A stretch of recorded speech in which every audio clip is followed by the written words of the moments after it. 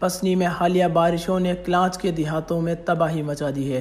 500 سے زائد بندات کو سیلابی ریلیں بہا کر لے گئے، جبکہ زمینداروں کو کروڑوں روپے کا نقصان ہو گیا۔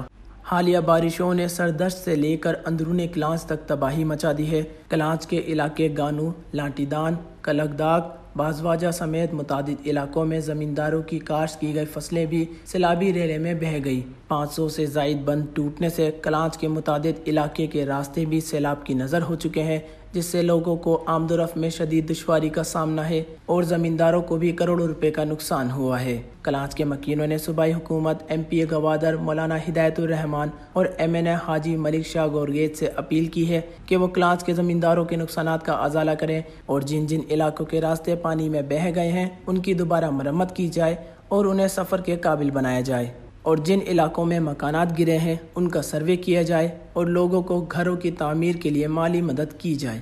Wash news, Pasni.